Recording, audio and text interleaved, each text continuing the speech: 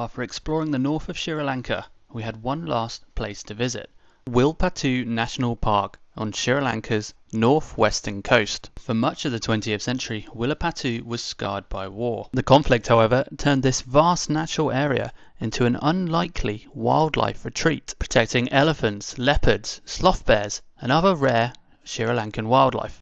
Alright, it is 5:15 in the morning. It's an early wake up. The sun has yet to rise above the forest. But we're going to head out nice and early to head to Wilpattu National Park, where we could see elephants and possibly some leopards. So let's go. Alright, so this is the entrance to Wilpattu National Park.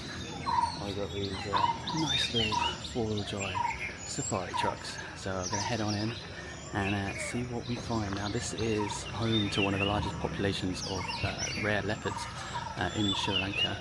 There's apparently over 100, but it's within a huge area, so I don't know if we'll see one. We may be too late. I mean, it might be largely nocturnal anyway, but we'll see what we can find. First wildlife spotting. Hello guys. Oh no.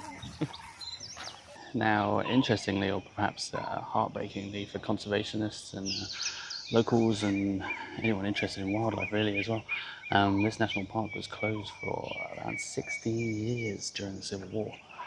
This was all sort of Tamil area, Tamil tiger controlled area, and because they worked as guerrillas, they fought as guerrillas, they largely fought in jungle areas where they could retreat into the trees, into the forest, and not be found by the government forces. So this huge expanse of national park, which has been a protected area for a very long time, I suppose was the perfect sort of ground for an insurgency to hide out and to launch attacks on the Sinhalese government-controlled areas. But it reopens when the conflict sort of died down, and now has again become a sort of hub of ecotourism in the northwest, which is of course lesser visited than areas in the south. I don't think I know anyone that's been to this national park. Everyone seems to go to places like Yala or Minaria and places like that, but this is one of the largest areas. But yeah, it just goes to show the war didn't just obviously affect people, as heartbreaking as that was, but also affected the wildlife conservation programs, nature, and of course the tourism industry.